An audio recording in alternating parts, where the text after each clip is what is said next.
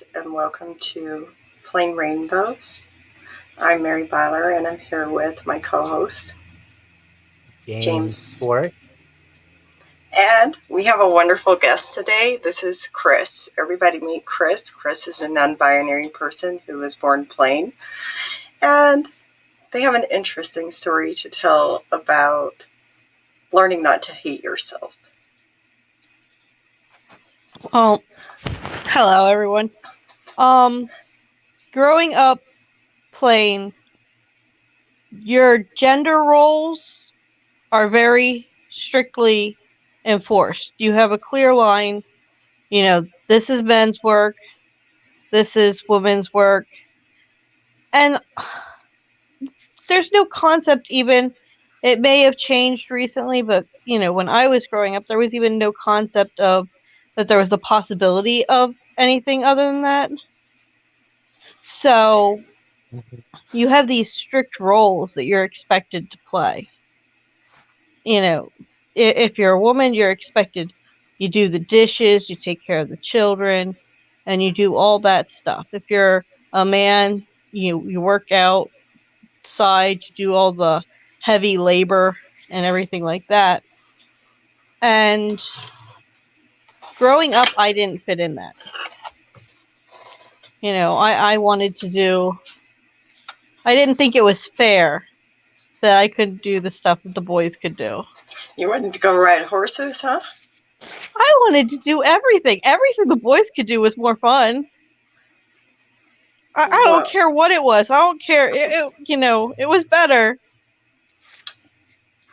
And there's growing up assigned female. You're the lowest rung on the ladder. True. Are you talking about the difference between how you get treated as an assigned female at birth versus like a male? Like yes. When you're assigned male at birth, like you automatically have a privilege that comes with it in a plain community? Oh yeah, or at definitely. least in all the plain communities and the ex-plain community people I've spoken to, there was definitely an element of like being assigned male at birth gave you like an extra privilege. Well, even a privilege over the mothers. Mm-hmm. Whereas the mothers should have, more authority over the children. But if you're a boy child, you have more privilege. Right. And sometimes these boy children will go in and they will like tell the mother like, well, I need this person to do this. And the mother will be like, okay, Roger, yep. Done. Yep. Because why? Why do you think that is, James? Well, there's definitely the aspect of the hierarchy in place, right? And there really is a hierarchy within the Amish, at least in my experience. There's a certain power structure, and that dynamic plays out all day, every day. Mm-hmm. It comes to gender, it comes to, sexuality, everything has its roles.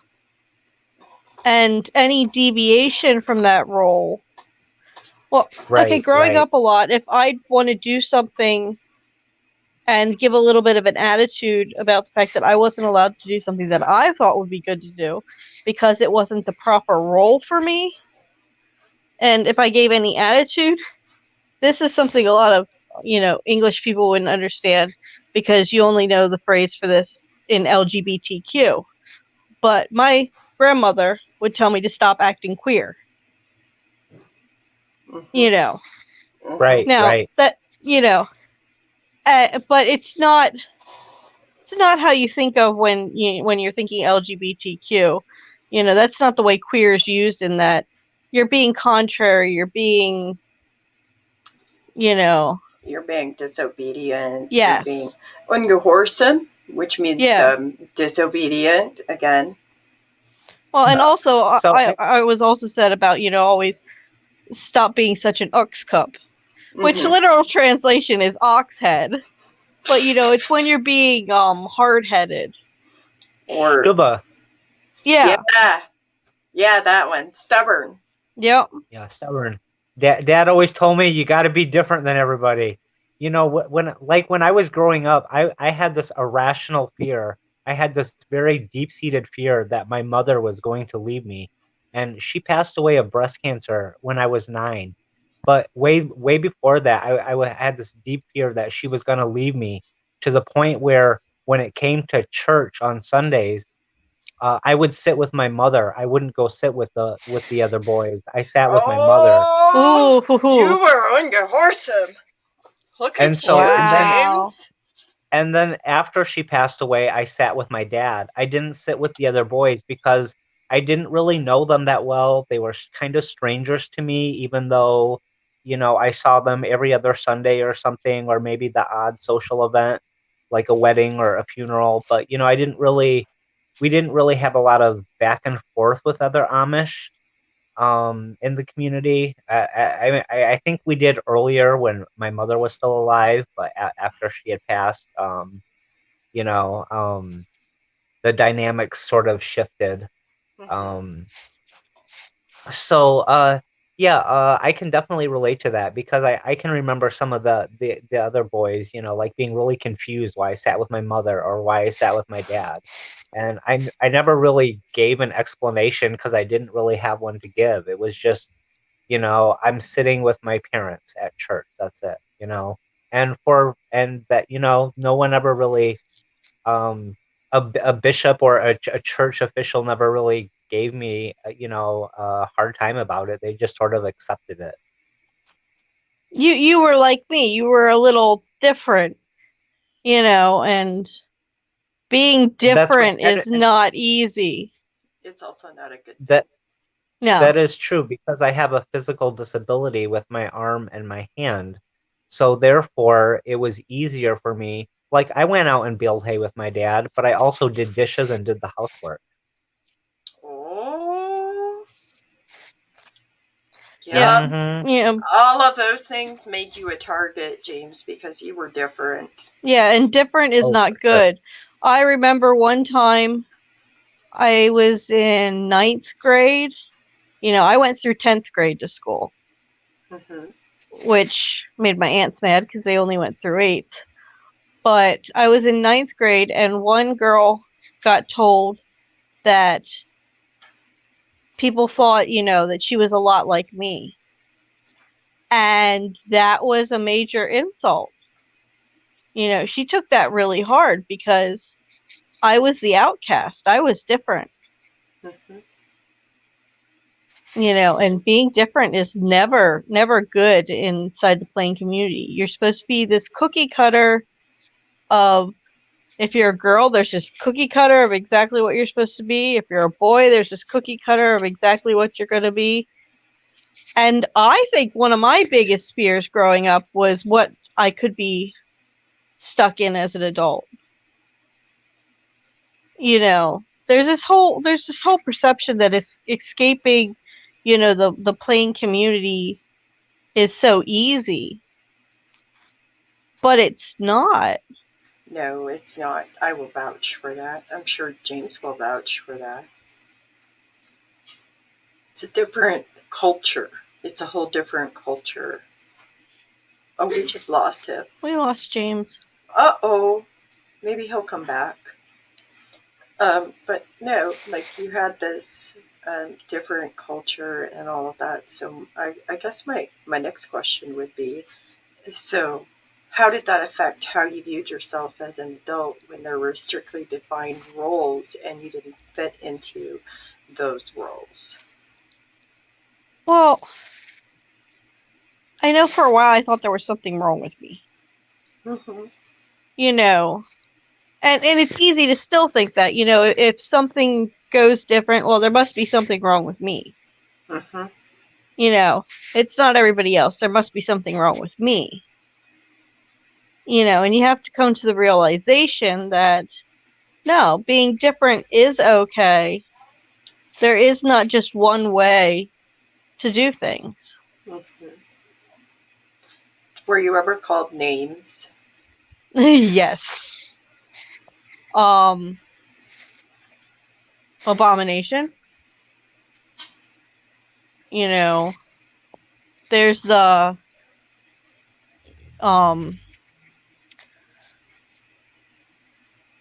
let's see. There was the whole using being like me as an insult, that and the closest I had ever heard was like, I was supposed to stop acting like a boy. You're supposed to stop acting like a boy? Yeah. Well, on that note, acting like a boy, so like, my egg donor told me multiple times that life would be easier if I had just been born a boy. Well, and that's so true in that community, though. It is. And while factual, it was also really hurtful because, yes, I wanted to go do the things, but that was really hurtful. Yeah.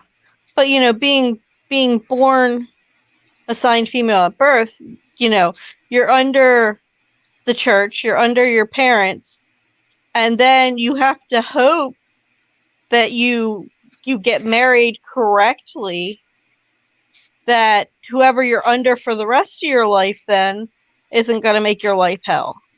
Yep.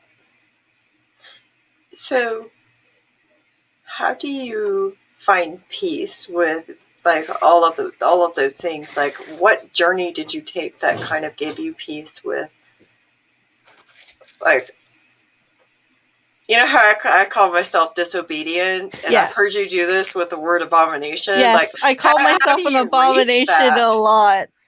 It was a long process.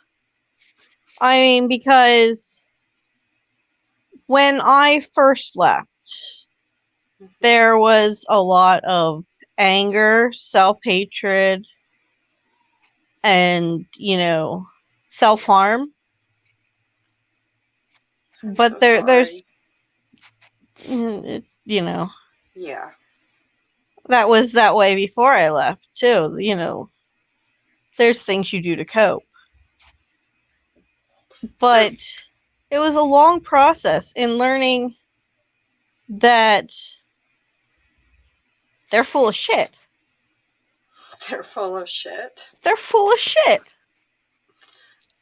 You know what I mean?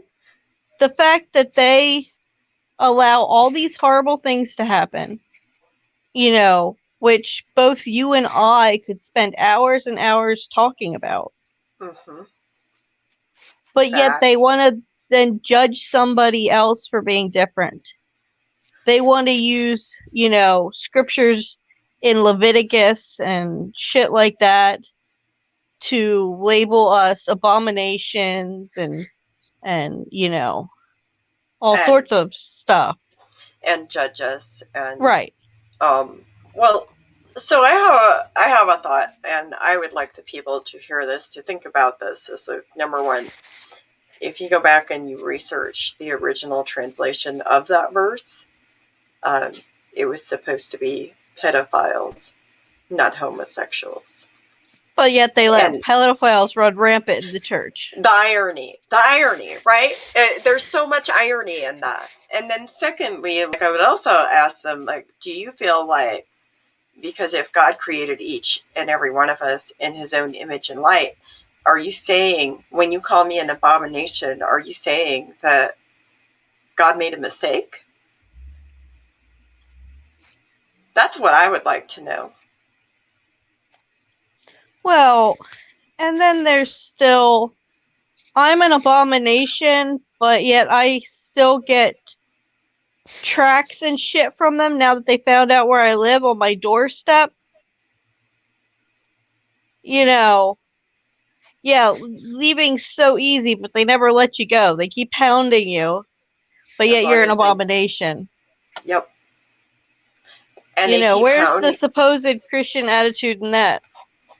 My question is like, are they hounding you to be like with them as the abomination that they consider you to be and that they label you as? Or are they hounding you to be with them in a way that they want you to be? I believe it's, think of the pats on the back any of them would get if they could get you to come back and be the perfect person that they wanted all along. But then also, Yeah, you know, I'm inclined to agree with that. oh Yeah, my word, all the accolades they would get. yeah, like that would be like a big, big, huge accomplishment for them if they Oh could, yeah. and have you renounce your abomination status. Right.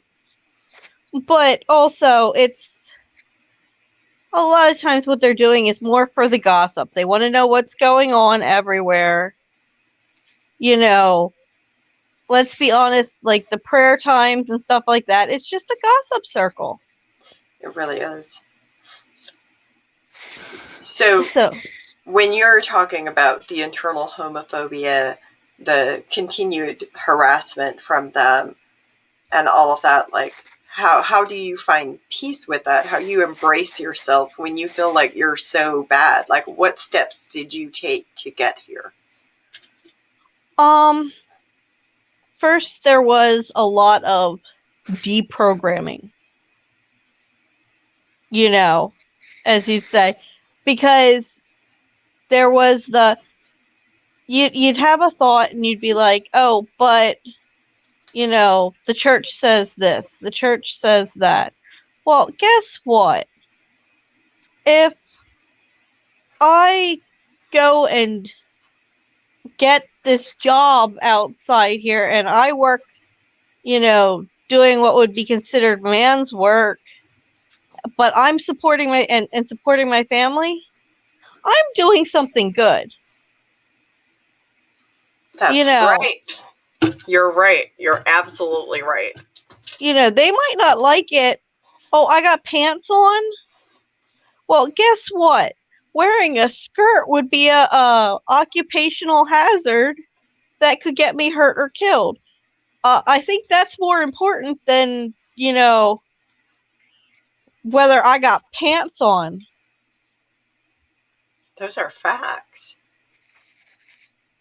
But I also will admit I got pretty angry, and I still do a lot of times. When you go out and about and you look at the hypocrisy, the women, you can see them from a mile away. You got the head covering, you got the cape dresses, but then the men, they can blend in with Joe Smo on the street Mm-hmm. when you're talking about, the Eastern and the horning and stuff like that, because what are the men wearing? They're wearing, dress pants, slacks, and, dress shirts. So, Yeah. everything I started researching all the double standards and all the stuff that they say, well, this is wrong, you're an abomination for this, but then they'll go eat shellfish. Well, you want to go to Leviticus for about gay people, but if you also look in Leviticus, there's strict dietary laws. I Mm-hmm. mean, I should know, I work in a food company. We have to go through certain steps for stuff to be kosher for the Jewish people to be Mm-hmm. able to legally eat it according to their laws. Well, Yeah. you want to go to Jewish laws for the one thing, you better follow the Jewish laws of all the other things. Yeah. That's And then I can go to the scripture about, you're neither in the New Testament, you're neither man nor woman under Christ. So, let's see. You want to judge people for how they're dressing, what they look like, but according to God, you're neither slave nor free, man nor woman. You know what I mean? So they can all shove that up their butts.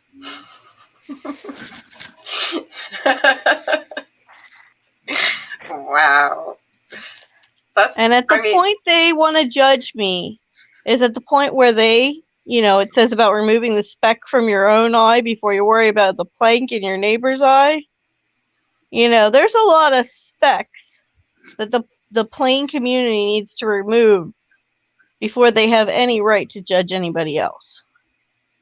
So, I'll proudly claim my abomination status in their eyes because, At least I'm not, supporting pedophiles and sending them out in the mission fields to take advantage of people, in other countries and everything like that, all the while, oh, we're doing the Lord's work.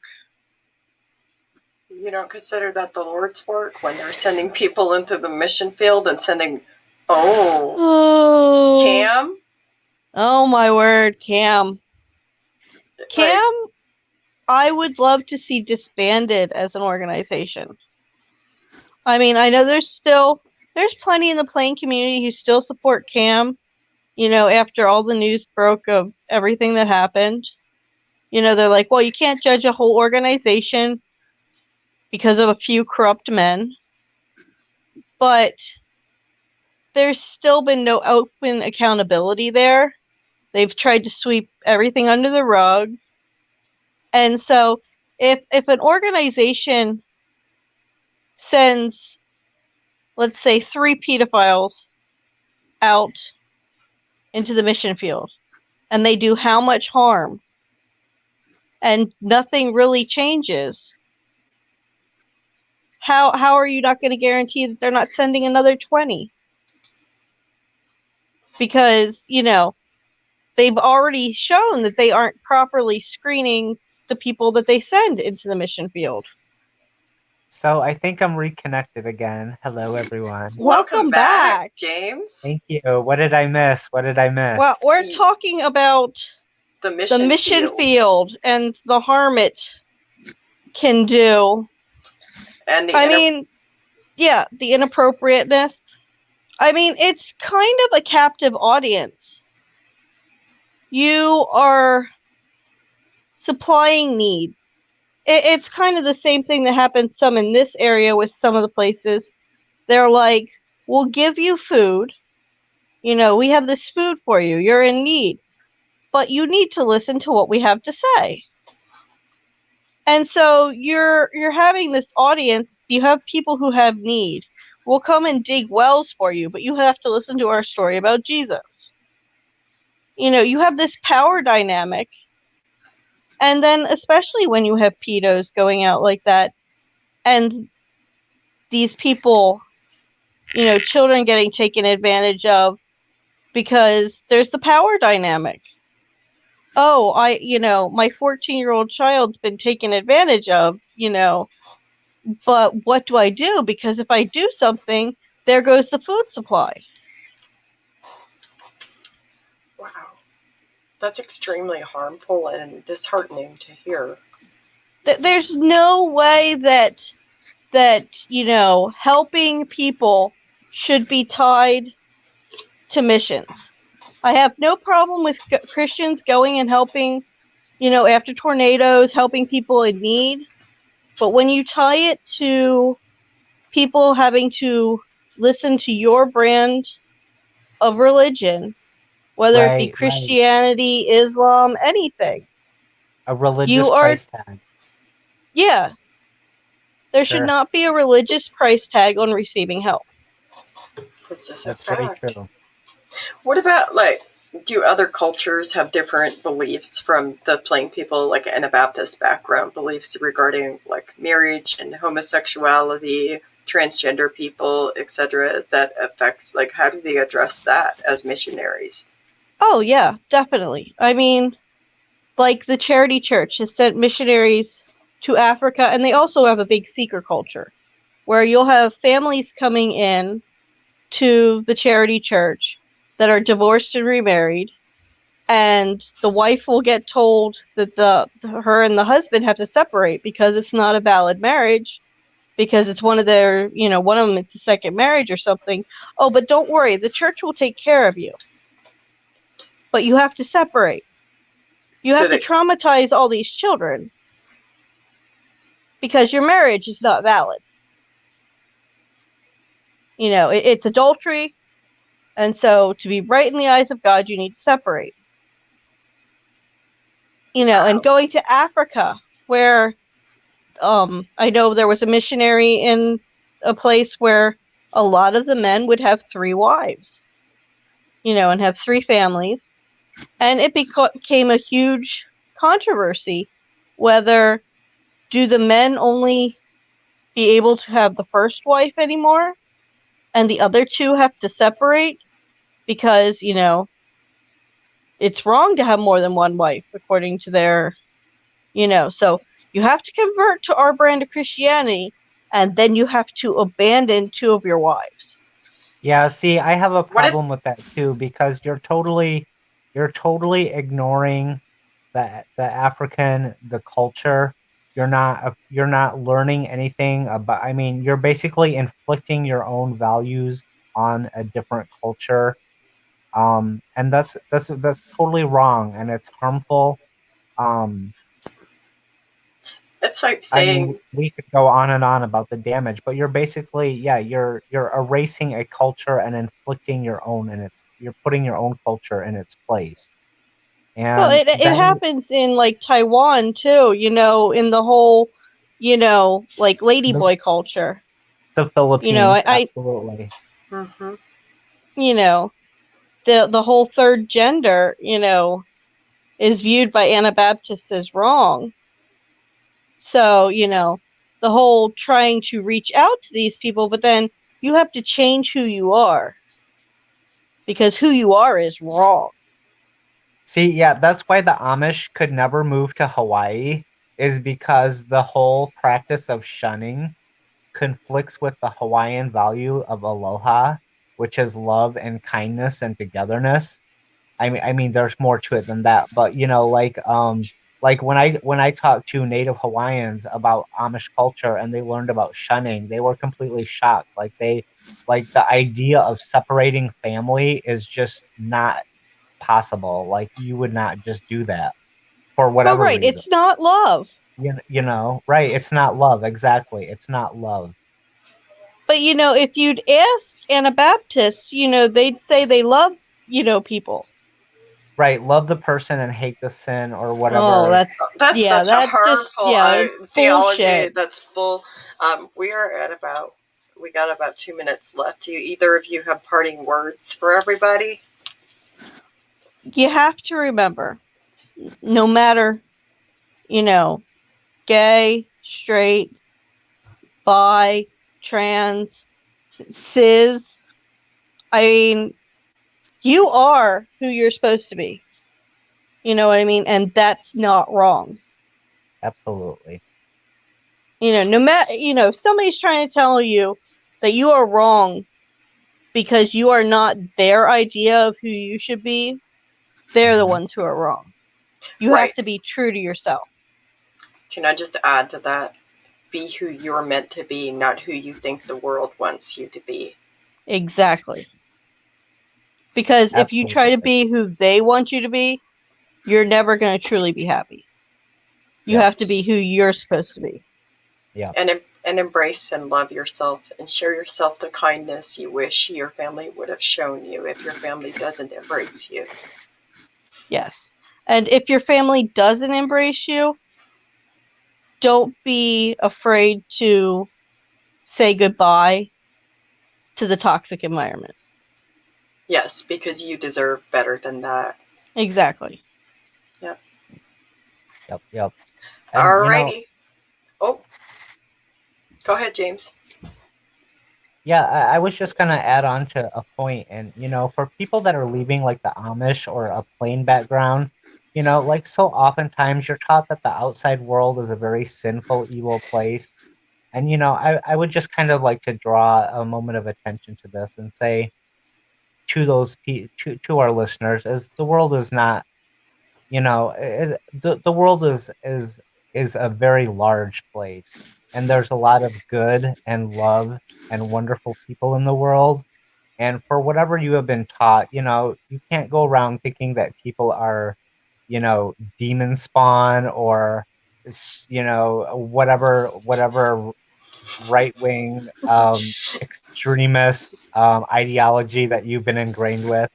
You have to understand that there's billions of people on this planet, and many of them are Buddhists and Muslim and of different faith traditions. And if you can go out into the world with love and curiosity and an open mind, you will open so many doors for yourself. And it's important because we come from a closed society, and to go out into the world or to expose ourselves to other cultures and traditions is frightening, because you're stepping outside of your comfort zone. Um, but know that there is a lot there. Love is in all cultures and in all people, and you will find good people that are a world away from the Amish. Just know Exact. that. Know that. Take that with Yep. you. And And the on world's gonna also be whatever you help make it. So if you're going out to try and do good in the world, that brings a little more good to everyone around you. can we just all say amen? Amen. Amen. Amen.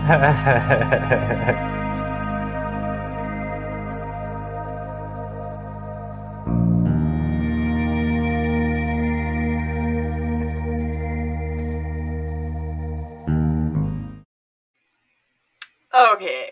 Amen.